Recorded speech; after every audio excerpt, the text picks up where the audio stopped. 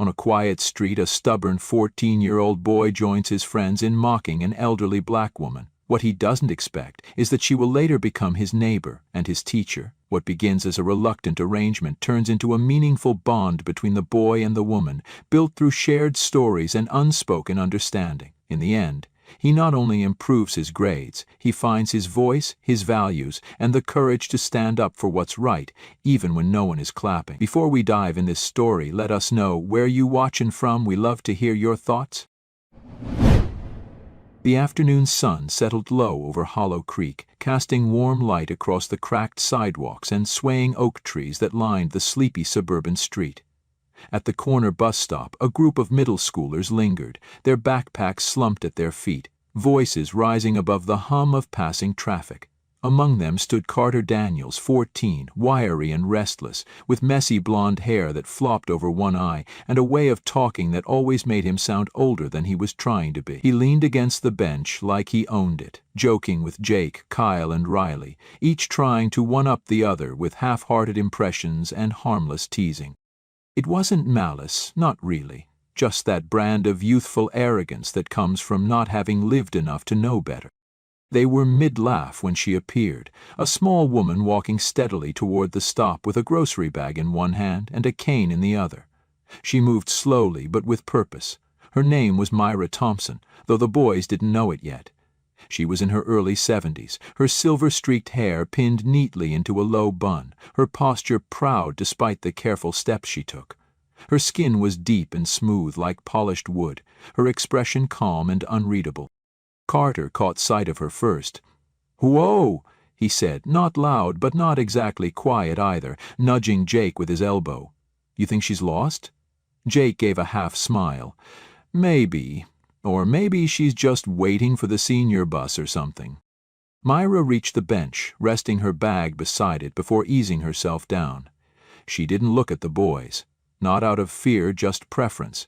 The kind of indifference that comes with age, with having seen too many versions of the same moment. "Afternoon, ma'am," Kyle offered politely, though he had that grin like he was about to say more. She gave a simple nod. But Carter, unable to let the moment pass, added in a slightly exaggerated tone, "You sure this is the right place? There's a senior center 2 blocks down. They've got better benches and I think pudding on Thursdays." Riley chuckled under his breath. "Carter," he said softly, trying to signal him to chill. Myra turned to face Carter now. Her eyes were sharp, but not angry. She looked at him the way a teacher might when a student answers wrong, but with spirit. "I've lived in Hollow Creek longer than most people here, young man," she said, voice even. "This bench and I go way back, but thank you for your concern." There was a long pause. Carter wasn't sure what to say. He hadn't expected her to answer. Not like that. He cleared his throat, feeling something unfamiliar stir in his chest. "Okay," he muttered, looking down at his sneakers. "Cool." She stood a moment later, picking up her groceries again with a quiet strength that none of them commented on. As she walked off down the street, none of the boys said anything for a while. Carter watched her go, brow furrowed. He didn't know why, but something about the way she looked at him, not with anger, not even disappointment, just clarity, left a mark. He didn't know her name. He didn't think he'd ever see her again. He would. And next time she wouldn't just be the woman with the cane at the bus stop. The move to the new neighborhood happened faster than Carter expected. 1 week after school let out for spring break, his mom, Elaine Daniels, had signed the lease, packed their apartment into cardboard boxes, and hauled them across town to the quieter side of Hollow Creek, a neighborhood she claimed would be better for both of us. Carter wasn't so sure. Their old place might have been noisy and cramped, but at least he knew where everything was. Here the houses had clean fences, tidy flower beds, and driveways where everyone waved a little too enthusiastically. It felt unfamiliar, too quiet. On their second afternoon in the new house, with sunlight spilling through the half-unpacked living room windows, Elaine wiped her hands on her jeans, turned to Carter and said, "Come on, we're going next door to say hello." Carter, still grumpy from moving boxes and having to leave his friends behind, groaned. "Why, can't we just not?" Elaine narrowed her eyes. "Because it's polite? And maybe, just maybe, you'll learn something from someone who's lived a little longer than you?" They stepped out together, walking the short path to the neighboring house, a modest two-story with deep brown siding and wind chimes that jingled softly on the porch. Elaine knocked twice. The door opened, and there she was. Myra Thompson. Carter blinked. He recognized her instantly, the same woman from the bus stop. Her posture, her steady gaze, her salt and pepper bun. His stomach twisted, a flush of shame rushing up his neck. But if Myra recognized him, she gave no sign. She smiled. "Well, hello," she said warmly, her voice strong yet kind. "You must be the new neighbors." Elaine stepped forward, extending a hand. "Hi, I'm Elaine Daniels. This is my son, Carter. We just moved in next door and wanted to introduce ourselves properly." Myra nodded, shaking Elaine's hand. "I'm Myra Thompson. It's a pleasure to meet you both. Please, come in." Carter hesitated on the porch, eyes darting nervously, but his mother gave him a firm nudge and he followed her inside. The house was cozy, filled with a quiet kind of elegance. Bookshelves lined the walls, family photos sat neatly on end tables, and a faint smell of cinnamon and lavender lingered in the air. It felt lived in, like every object had a story. "I was just about to put on some tea," Myra said. "Would you like a cup?" Elaine smiled. "We'd love to, thank you." Carter sat stiffly at the edge of the floral-patterned sofa, unsure of where to put his hands. Myra returned moments later with a tray. 2 cups of tea and a plate of shortbread cookies. Elaine took hers gratefully, but Carter simply nodded a quiet thanks, avoiding eye contact. Conversation flowed easily between the two women. Myra asked about the move, about Elaine's job, a night shift nurse at Hollow Creek General, and about Carter's school. When Elaine mentioned that he'd be attending Woodrow Academy, Myra's eyebrows lifted. "Oh, I used to teach just around the corner at Glenview Middle. Taught English there for 32 years. "Really?" Elaine said. "That's incredible. Carter's been having a bit of trouble in English, actually." "Mom," Carter began, groaning. Elaine ignored him. "I'm usually at the hospital in the evenings, and I just haven't had time to help him the way he needs." Myra looked at Carter with a soft, knowing expression. "It can be a difficult subject for some, especially when you've got a lot on your mind." Elaine leaned forward, hopeful. "You don't happen to do any tutoring, do you?" Carter shot his mom a desperate look. "She just met us, can you not—" Myra let out a quiet chuckle. "It's no trouble. I've got more books in this house than I know what to do with. If Carter wouldn't mind helping me with a few chores now and then, nothing too heavy, I'd be happy to work with him a little. Could be good for both of us." Elaine lit up. "That would be amazing, thank you, really." Carter finally spoke, his voice barely audible. "I guess that's fine." Myra smiled, that same calm smile Carter remembered, the one that didn't judge but somehow still saw straight through him. "We'll start Monday after school. And Carter," she added as they stood to leave, "I have a feeling you've got more in you than you think." As they walked back across the lawn, Carter kept his head down, silent. He didn't know what was worse, that he'd insulted a woman who turned out to be his neighbor, or that she hadn't said a single word about it. Either way, he knew one thing for sure. This wasn't going to be just another boring spring. Monday afternoon arrived with a sluggishness that made Carter wish the weekend had never ended. He dragged his feet down the walkway leading to Myra Thompson's front door, a slow shuffle that matched the dread curling tight in his stomach. His mother had already left for her shift at the hospital, but not before reminding him twice to be polite, to listen, and to try for once not to act like you've got the world all figured out. Carter didn't knock. He barely tapped the door once before it opened, as if Myra had been waiting. She stepped aside without a word, letting him in like it was already his routine. Her house smelled the same, cinnamon and something older, like old paper or time itself, and Carter found it oddly comforting, though he'd never admit it.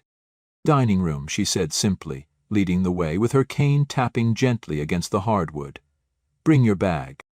Carter sat where she pointed, the long oak table cleared of everything except a thick notepad, 2 sharpened pencils, and a glass of lemonade he hadn't asked for.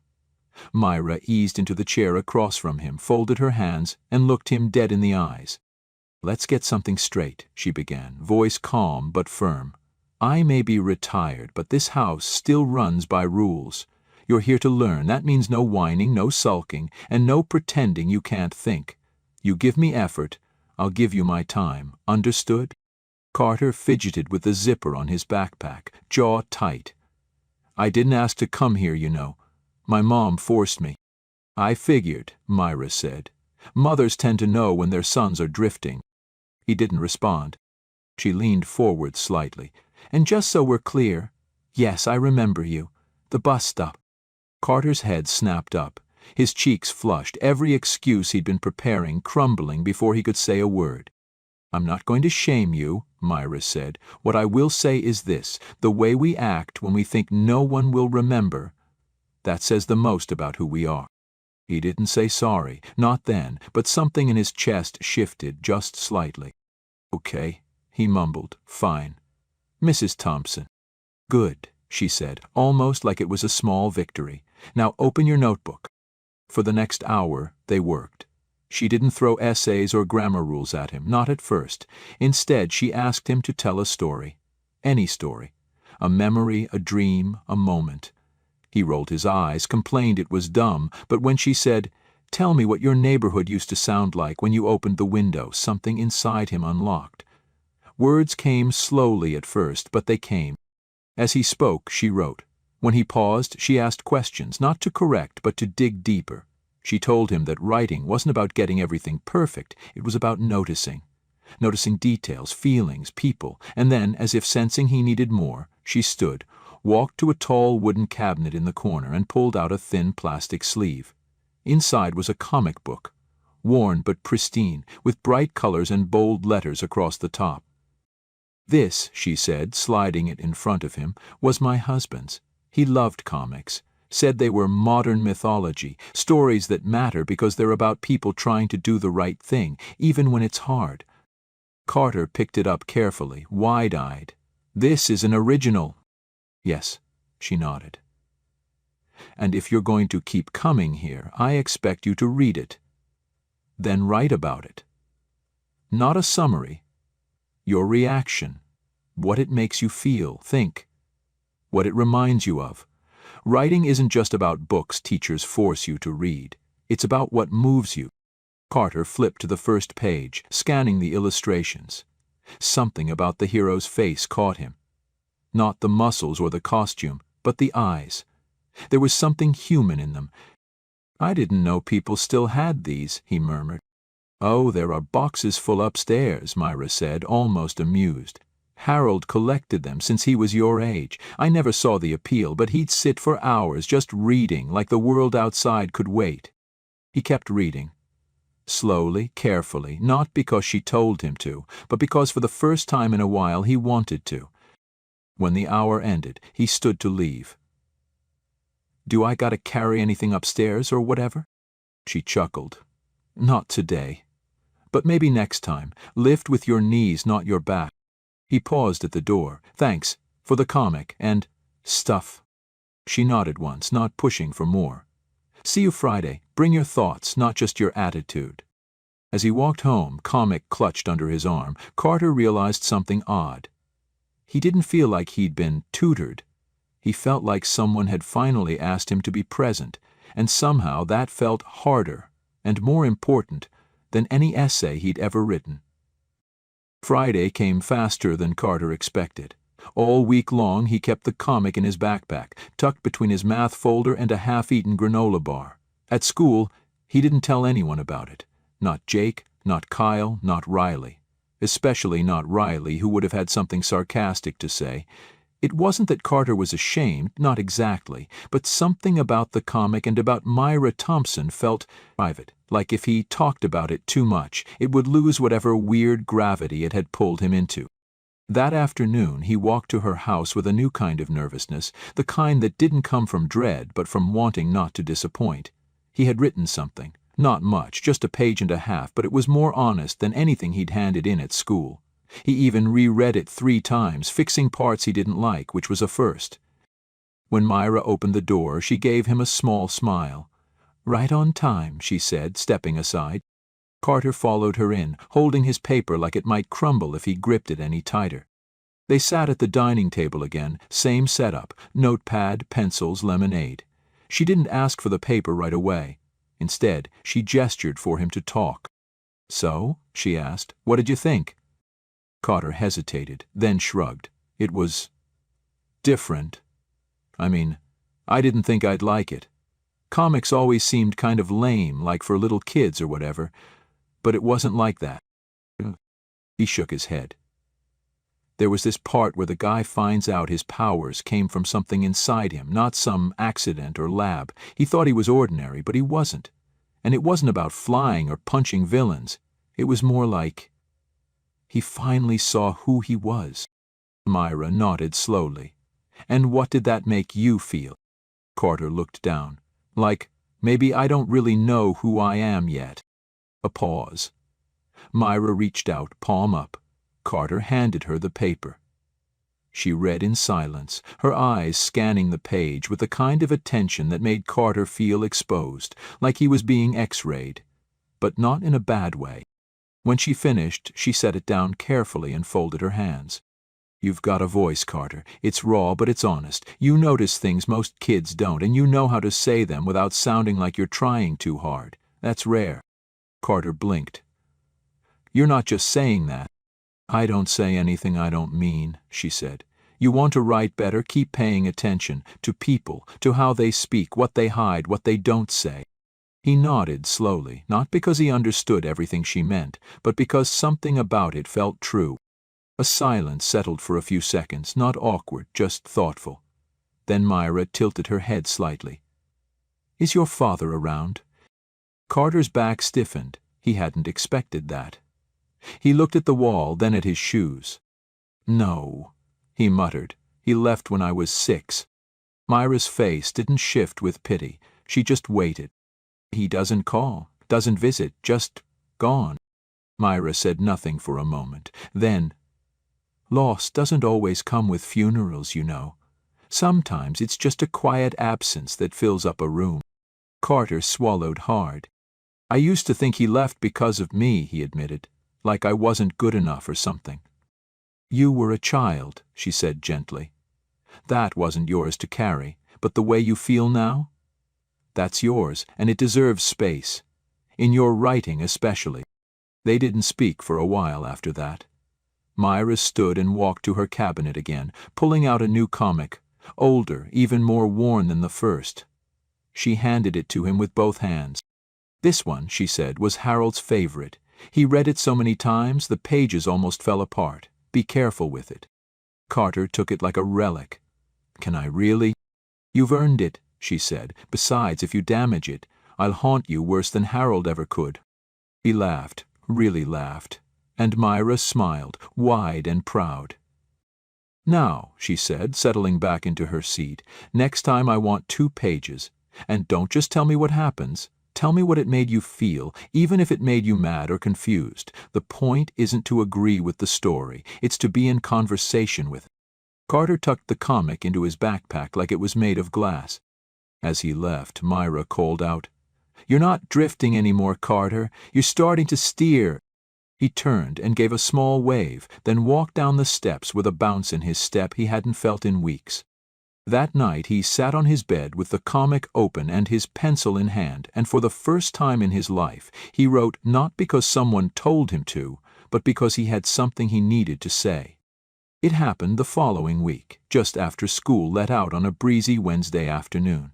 Carter had stayed late to finish a group project, and by the time he walked out through the front gate of Woodrow Academy, the sky had already started shifting to that soft golden hue it always took on before dusk. His backpack bounced against his shoulder, heavier than usual, not from textbooks, but from the stack of comic books Myra had let him borrow last time, carefully wrapped in a plastic bag he refused to fold or crease. He was halfway down the block when he heard the voices, familiar, loud, too familiar. Jake, Kyle, Riley. They stood near the corner store, the same one Carter used to meet them at nearly every day after school, before things began to change. He hadn't talked to them much since the move, not because of a fight, just a slow drift, the kind you don't notice until the space between you is wide enough to echo. "Yo, Carter," Jake called out, hand raised in a lazy wave. "Long time, man. Where you been hiding?" Carter hesitated, adjusting the strap on his backpack. "Hey," he said, keeping his voice casual, neutral. Kyle leaned against the metal railing, sipping from a can of soda. "Thought maybe you died or something," he joked, "or got grounded for life." "I moved, remember?" Carter replied. Yeah, Riley added, walking up beside him. "Out to the retirement neighborhood. What's it like living with the bingo crowd?" The joke stung a little, mostly because Carter knew where it was going. He felt it before he saw it. Just up the block, moving slowly with her grocery cart, was Myra Thompson. Same careful steps, same woven cardigan, same quiet presence. She was crossing the parking lot toward the store, her cart wobbling slightly over the uneven pavement. Jake followed Carter's gaze. A grin crept onto his face. "Oh, hey, isn't that your neighbor, the old lady from—" "I remember her," Kyle cut in. "She the one who was feeding pigeons at the bus stop that day?" Carter's jaw tightened. Riley laughed.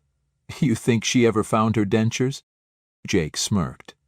"Come on, let's go say hi. She probably misses us." And just like that, they started toward her. Carter didn't move at first. His feet stayed planted, heart thudding a little faster with every step they took. He watched as Myra paused, clearly recognizing them, her eyes narrowing slightly. Then Carter did something he didn't plan. He stepped forward, walked right past his friends, moved quickly but steadily until he reached her side.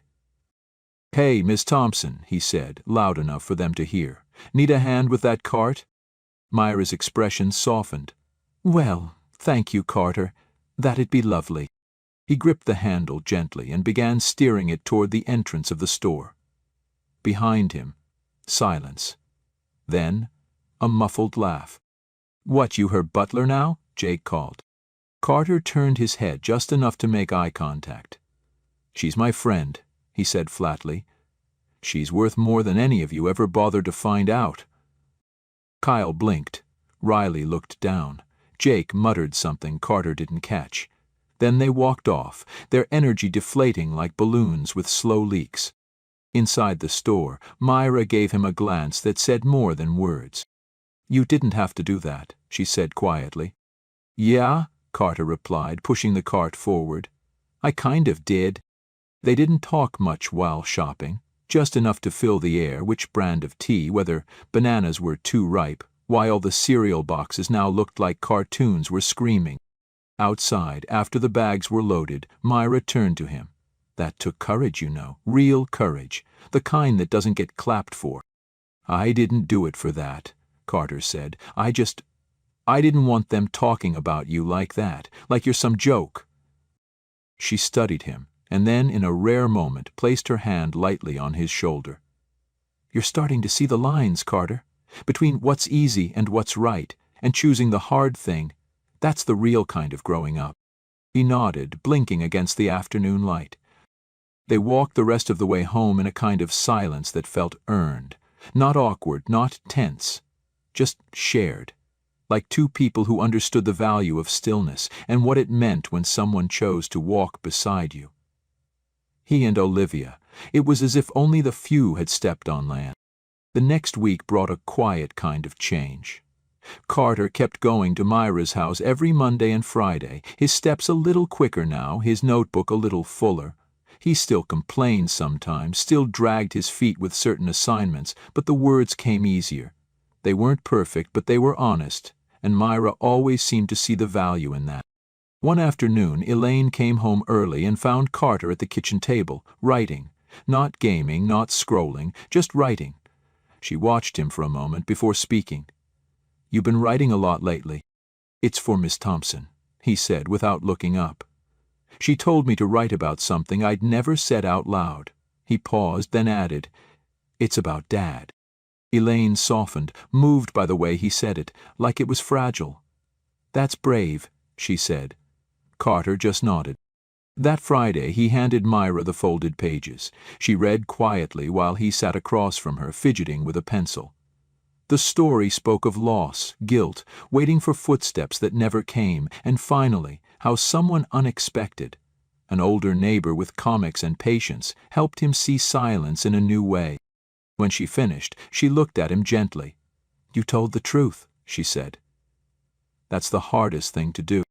Later, she took him upstairs to show him Harold's comic collection, boxes and boxes of stories, carefully kept. Carter looked through them like sacred objects, each panel a new world. These were his treasures, Myra said. He believed stories could save people, even if just for a little while. As Carter left that evening, Myra called after him, "You're just now turning the page." And for the first time in a long while, Carter believed her. The weeks rolled on, and spring gave way to summer. Carter still visited Myra twice a week, though now it was less about tutoring and more about conversation, about stories shared over iced tea and dusty comics, about the kind of learning no classroom could teach. He wrote more, not because he had to, but because he wanted to. Short stories, journal pages, poems he never showed anyone but her. Myra read them all, offering not corrections but questions, always nudging him deeper, never letting him settle for easy. By July, Carter's old friends had faded into the background, their jokes and noise replaced by something quieter, stronger, self-respect. He didn't feel the need to explain himself anymore. He had outgrown those spaces without even realizing it. One evening, just before sunset, Myra handed him a thin, worn envelope.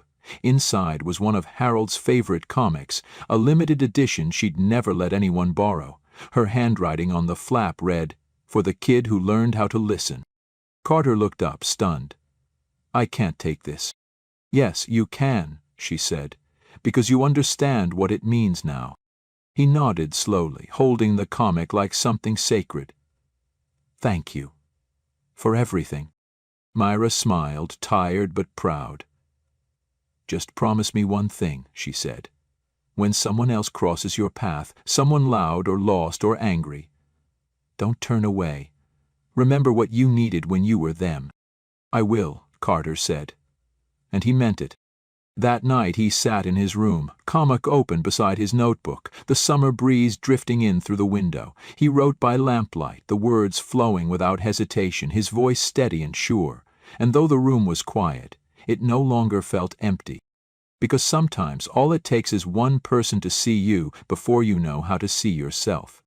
And for Carter Daniels, that person had been a woman with a cane, a cabinet full of old stories, and the kind of patience that changes lives. Join us to share meaningful stories by hitting the like and subscribe buttons. Don't forget to turn on the notification bell to start your day with profound lessons and heartfelt empathy.